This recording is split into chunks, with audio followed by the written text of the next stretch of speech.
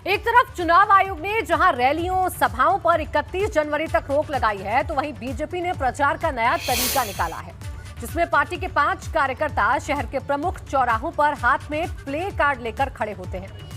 कल जहां अनुराग ठाकुर लखनऊ की सड़कों पर प्ले कार्ड लेकर खड़े दिखाई दिए थे, तो वहीं आज सुबह कैबिनेट मंत्री ब्रजेश पाठक बापू भवन चौराहे पर हाथ में प्ले कार्ड लेकर खड़े नजर आए। इस दौरान उन्होंने अखिलेश यादव पर जमकर निशाना साधा।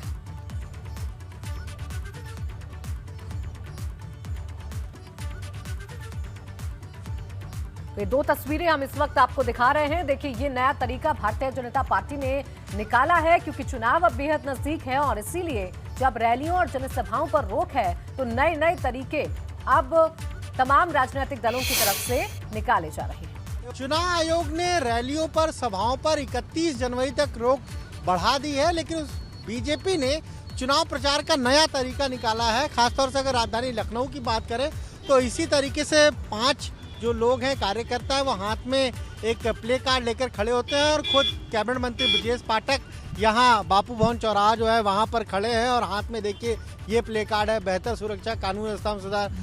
ब्रजेश, जिस तरीके से प्रचार का यह नया तरीका निकाला है आप लोगों ने, चुनाव आयोग ने रोक लगाई है। सर, भारतीय जनता पार्टी ने भारत निर्वाचन आयोग को जो नियम कानून है, कोरोना महामारी के कारण उनको 100% पालन करते हुए जनता के बीच में हम संपर्क कर रहे हैं और भारी जन समर्थन जनता का हमें मिल रहा है।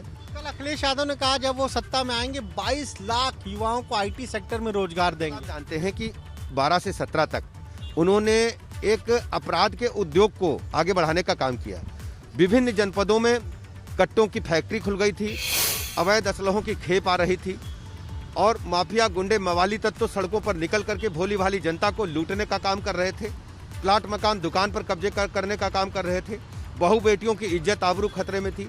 अब मैं दावे के साथ कह सकता हूं, उत्तर प्रदेश में जो ऑर्गेनाइज क्रिमिनल्स थे पूरी तरह से प्रदेश से साफ हो चुके हैं और उत्तर प्रदेश में कानून का राज कायम हुआ है। तो ये आपने सुना, क्या कहना है कैबिनेट मंत्री ब्रजेश पाठक का। जो पार्टी का जो नया प्रचार अभियान है उसमें शामिल हो रहे हैं। कल भी वो इसी तरीके से इसी चौराहे पर मौजूद थे, आज भी वो मौजूद है और हाथ में प्ले कार्ड है।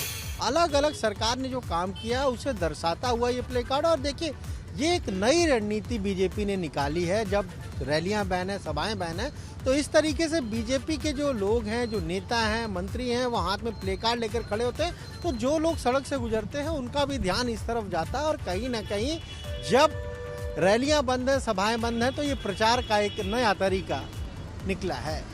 हरिओम के साथ अनुभव शुक्ला, AP गंगा, लखनऊ।